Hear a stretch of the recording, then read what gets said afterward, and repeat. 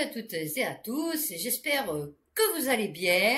Bientôt la Noël. Bientôt la Noël. Aujourd'hui, nous allons faire Europe. Bon, dedans, vous savez que j'inclus l'Angleterre et j'inclus la Russie quand il s'agit de l'Ukraine. Je n'ai pas spécialement mis dans l'ordre. J'ai mis un peu comme ça se passe, comme ça arrive. Le monde. La Commission européenne, épinglée pour des retards très préoccupants dans le contrôle des substances chimiques dangereuses, le médiateur européen estime que le manquement persistant de la Commission européenne à respecter les délais légaux dans la mise en place de restrictions de substances chimiques dangereuses constitue un cas de mauvaise administration.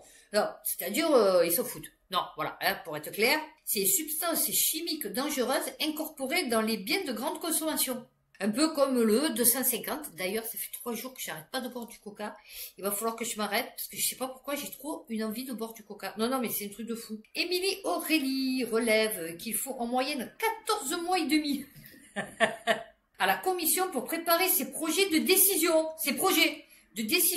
Alors que le délai légal est de 3 mois. Non, écoute, doucement le matin, pas trop vite le soir, hein, qu'est-ce que je te dis, oh. Dans certains cas, il faut plusieurs années. Ah ouais, non, c'est sûr. Bon, on le voit, hein, nous, on consomme toujours des produits chimiques qu'aux États-Unis, ça fait 30 ans qu'ils sont interdits, hein, ces retards représentent une menace pour la santé humaine. Les entreprises peuvent continuer à utiliser pendant la procédure d'autorisation des substances chimiques qui peuvent être cancérigènes, mutagènes, toxiques pour la reproduction ou avoir des propriétés de perturbation endocrinienne. Non, c'est bien. Phtalates, biphénol, parabènes, retardateurs de flamme, jouets, emballage alimentaire, vêtements, meubles, appareils électroniques, cosmétiques, peintures, produits d'entretien, pesticides.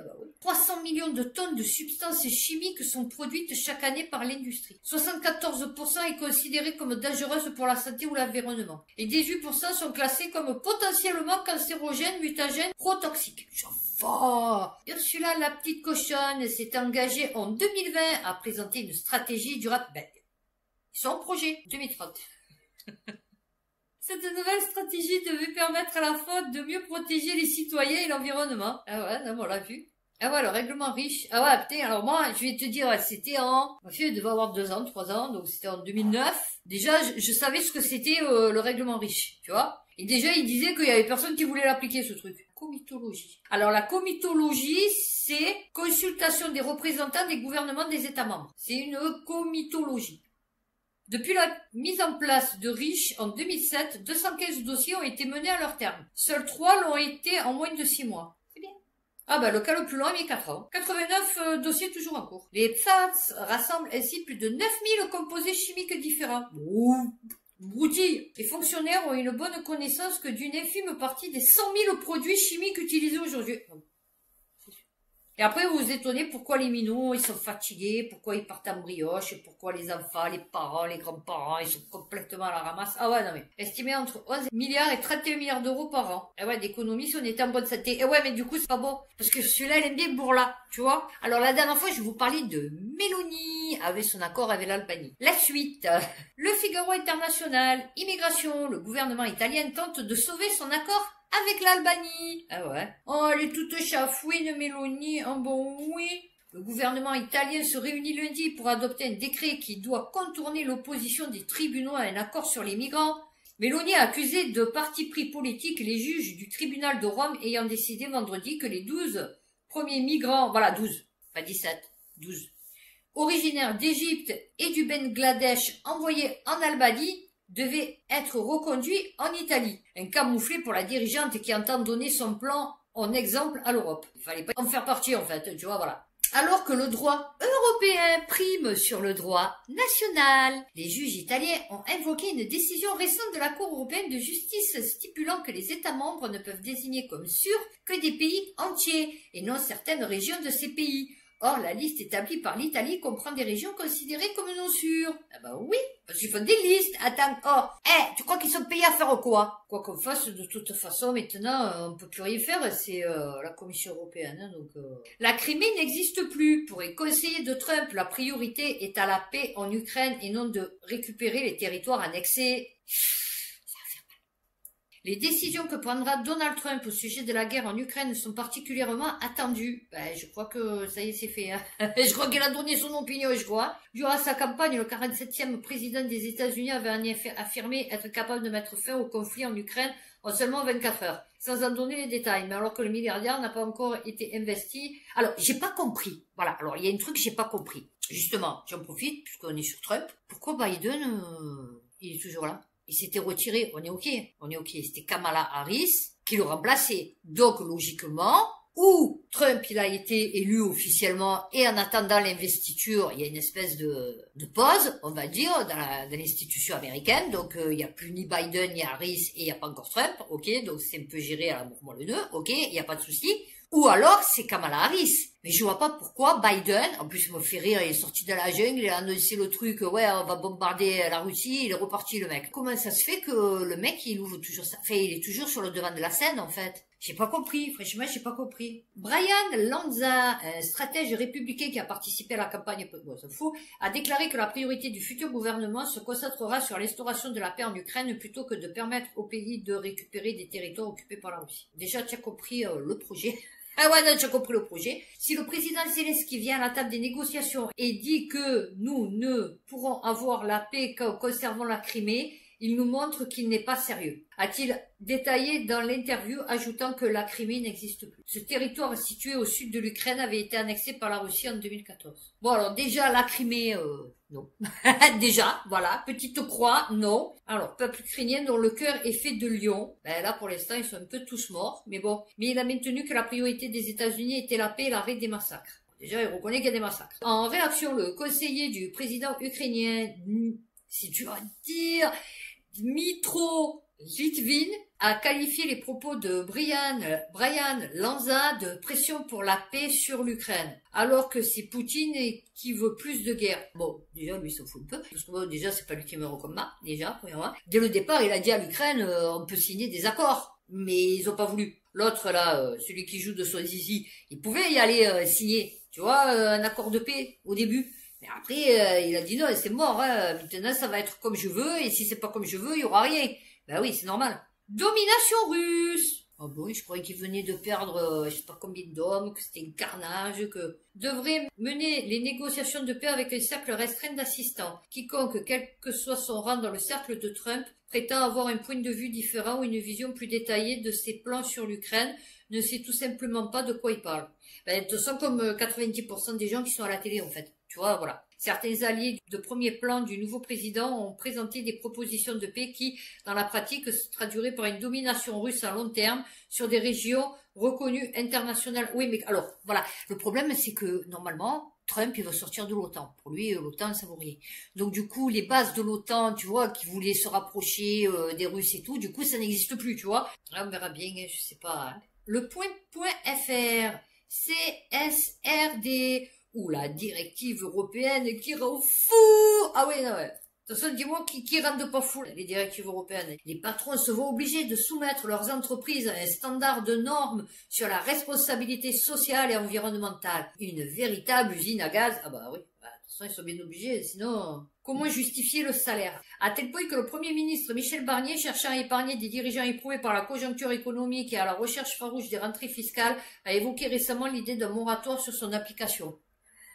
Ça c'est comme les autres ZFE, c'est pareil. C'est une usine à gaz que l'on nous demande de mettre en place. Et oui, non, parce que les mecs qui vont acheter des produits, il faut qu'ils vérifient que l'usine qui leur a, par exemple, je sais pas, envoyé des billes de plastique, ils aient bien respecté les normes. C'est-à-dire, en fait, c'est eux qui vont contrôler directement les fournisseurs pour savoir s'ils ont appliqué les règles et les normes et tout. Il y a plus de contrôleurs. Il n'y a pas assez de chômeurs. Alors, mais là où ça devient délirant, c'est qu'on compte plus de 1000 indicateurs divers et variés. Il faut, pour beaucoup d'entre eux, mesurer, chiffrer la réalité en un instant T, puis établir une trajectoire d'amélioration. C'est une usine à gaz que l'on nous demande de mettre en place. Les grands groupes ont les moyens d'embaucher des armées de consultants pour les aider dans ce travail, mais les ETI n'ont pas les mêmes ressources que les entreprises du... Ben oui, mais ils s'en foutent. Pour eux, tu n'existes même pas, en fait.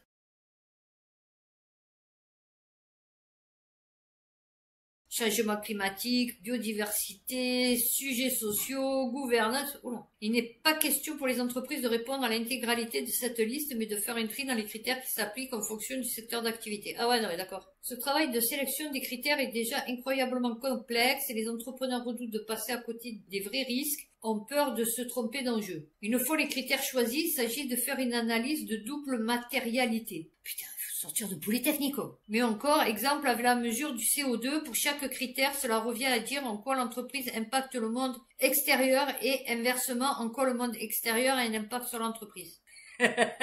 La France a déjà transposé la directive contrairement à d'autres pays européens. Et ouais, c'est pour ça que ça va aussi mal aussi. C'est pour ça qu'on est au bout du gouffre. On dit, ah, mais tu vois, c'est bien. Non, mais au moins tu sais pourquoi. Non, non, mais j'aime bien. Ils font des directives qui rendent de fous. Ah bah ouais, hein, de toute façon, c'est des fous. Allez, on passe au brève. Caro et Motos. Destroyer russe tire des coups de semonce contre un bateau de pêche norvégien en mer de Barents. Un destroyer russe, l'amiral Levchenko. Ah ouais, hein, un bateau, c'est un amiral?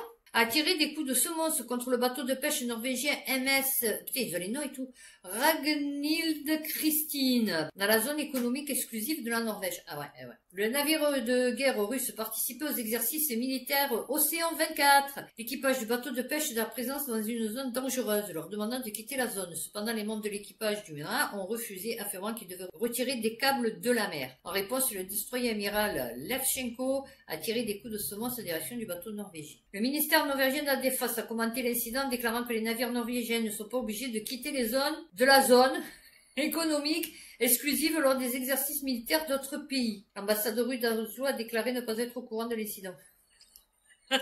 Mediapart, des géants pétroliers européens dissimulent leurs émissions de CO2. Bon, oui, bien sûr. Le pétrole, lorsqu'il remonte à la surface, est accompagné d'un gaz que les compagnies pétrolières brûlent en toute opacité. Vous savez, c'est des trucs qui brûlent tout le temps, là, sur les plateformes et tout, dans les usines. Alors qu'elles pourraient le transformer. Ah ouais, non, ça c'est clair. Les conséquences sanitaires et environnementales de cette pratique dite du torchage sont catastrophiques. Et j'avais vu un reportage, je crois, sur Arte, sur le torchage. Ça abîme la végétation, ça abîme tout, quoi. Voilà, il brûle le ciel, l'environnement et la santé humaine. Burning Sky, oui.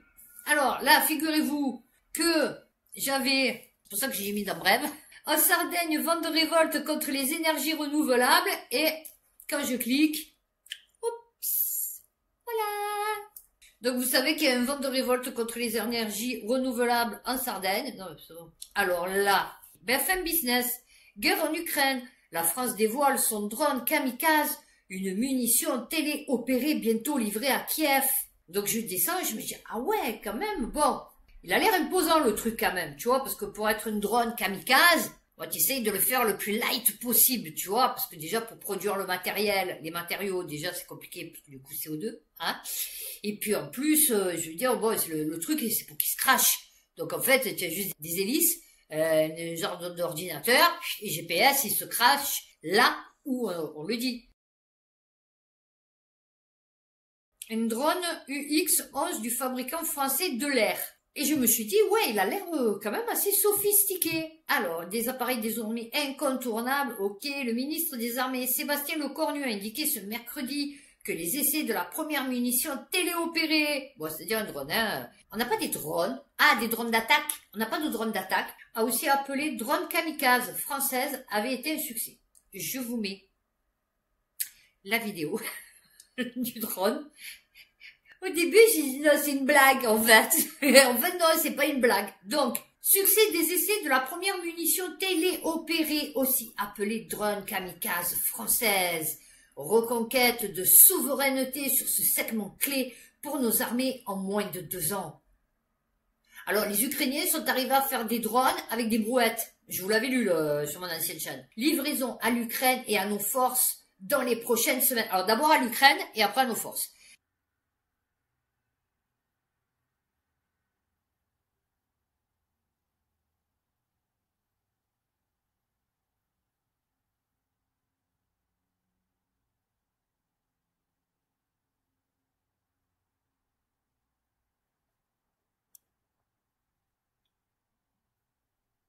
Non, non, c'est une blague. Non, non, mais vous avez vu comment il percute le truc? En fait, limite, il s'est craché, mais vraiment à l'arrache, quoi, tu vois. Tu vois que c'est pas le truc, non, il tape un peu l'aile, après il tape le museau, tu vois. Non, non, mais c'est ça qu'on a conçu. Non, non, mais le ministère français des armées avait annoncé en mars dernier la commande de 2000 munitions téléopérées, dont 100 premières en urgence pour l'Ukraine. Mais ils les ont déjà. Ils ont dit, on a les drones, nous, ils les ont déjà. Pourquoi nous, on va fabriquer des drones, vous vous rendez compte? On a fabriqué des drones, en fait, parce qu'en fait, les 100 premiers, ils vont voir que c'est de la merde. Ils vont dire, non, nous, préférons mieux nos drones avec des brouettes, tu vois. Et donc, du coup, ils vont pas, on en a fait 2000, mais en vérité, il va nous en rester 1900 sur les bras, tu vas voir, hein. Et là, donc, nous allons finir par Tuk-Tuk, puisqu'on en était sur les Russes. Belgorod, c'est tout simplement le plus long sous-marin du monde avec 184 mètres de long. Il vient tout juste d'être livré à la Russie après quasiment 30 ans de construction avec quand même quelques interruptions. Alors concrètement, dans la vraie vie, ce sous-marin, il ressemble à ceci. Vous le voyez, il est évidemment immense. Sur cette vidéo, on le voit dans le chantier naval de Selfmarsh, c'est en mer Blanche. Et hormis évidemment son gigantisme, ce sous-marin possède deux particularités, deux atouts majeurs. La première d'entre eux, c'est qu'il est capable de tirer des torpilles Poséidon. Alors qu'est-ce que c'est des torpilles Poséidon? Eh bien c'est tout simplement des torpilles drones à charge nucléaire de 24 mètres de long, 2 mètres de diamètre, avec une portée de 10 000 kilomètres, qui sont capables de provoquer des tsunamis radioactifs, autrement dit capables de raser entièrement une île, détruire les côtes d'un pays. Ça c'est le premier atout. Le deuxième atout, c'est que ce sous-marin Belgorod, il est capable de lancer des petits sous-marins nucléaires qui vont avoir des missions de renseignement ou d'espionnage ou même de sabotage, capables d'aller vraiment très en profondeur, détruire par exemple des câbles électriques qui permettent la transmission de la Wi-Fi. Et ces deux arguments, ces deux atouts majeurs, ils sont évidemment mis en avant par la Russie, qui publie régulièrement des vidéos comme celle-ci pour montrer la surpuissance de son armée. Ça, c'est une vidéo publiée par le ministère des Armées où on voit bien les deux options que permettent ce nouveau sous-marin, à la fois détruire une île et en même temps espionner par exemple un pays voisin. Le Su-57 est vraiment un roi. Regardez-moi ses statistiques. Vitesse de pointe, 2600 km/h, altitude maximale, 20 km, autonomie, 500 km. En termes d'armement, il possède un canon GSH-31 de 30 mm, 4 soutes, 2 pour l'armement et 2 auxiliaires pour les missiles air-air sur les flancs, ainsi que 6 pylônes sous les ailes. De plus, avec son revêtement composite, il devient invisible au radar. Rajoutez à cela sa capacité à transporter des missiles hypersoniques, Kinzhal, qui peuvent parcourir 2000 km à une vitesse de 10 000 km/h. En duel, il met la pression sur tous les avions européens, qu'il s'agisse de l'Eurofighter ou du Rafale. Le MiG-41, également connu sous le nom de PAC-DP, est un projet ambitieux de chasseur-intercepteur de 6e génération développé par la Russie. Destiné à remplacer le MiG-31 Foxhound, le MiG-41 promet de redéfinir les standards des avions de chasse modernes grâce à ses capacités avancées et ses innovations technologiques. Parmi ses caractéristiques les plus impressionnantes, le MiG-41 pourrait atteindre des vitesses allant jusqu'à Mach 4, ce qui en ferait l'un des avions les plus rapides au monde. Cette vitesse exceptionnelle lui permettrait d'intercepter des cibles à des distances considérables et de réagir rapidement à des menaces potentielles. En plus de sa vitesse, le MiG-41 serait équipé d'une avionique de pointe et de technologies de furtivité améliorées, le rendant difficile à détecter par les radars ennemis. Il serait également capable de neutraliser des satellites, des drones spatiaux et des planeurs hypersoniques, élargissant ainsi son champ d'action bien au-delà des capacités des chasseurs actuels. Les qualités propres au MiG-41, incluant une polyvalence exceptionnelle, lui permettant d'opérer efficacement dans une variété de situations tactiques et stratégiques.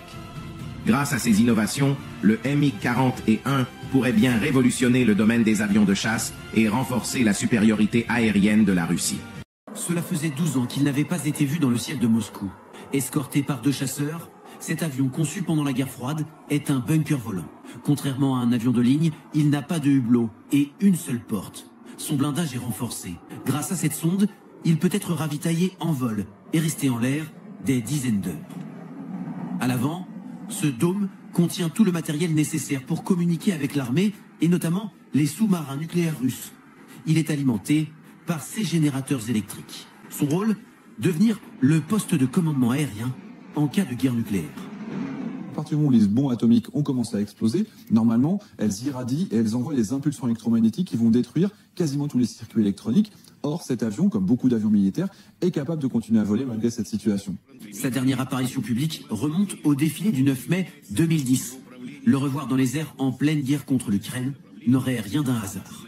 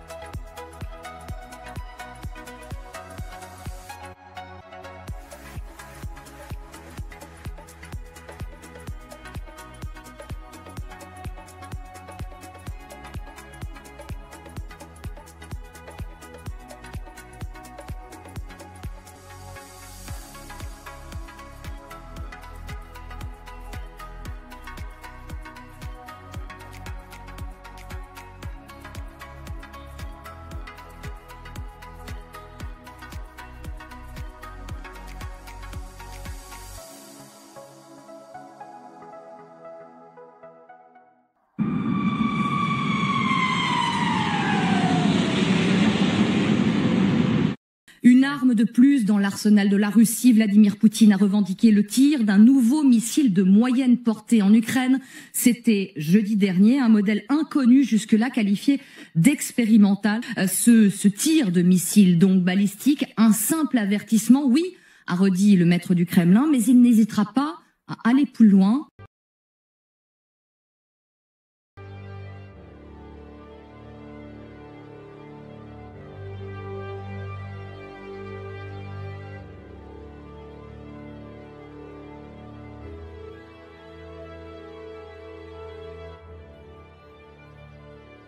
Écoutez, j'espère que cette vidéo vous aura plu, j'espère qu'elle vous aura informé. N'hésitez pas à la liker, à vous abonner, à laisser un commentaire.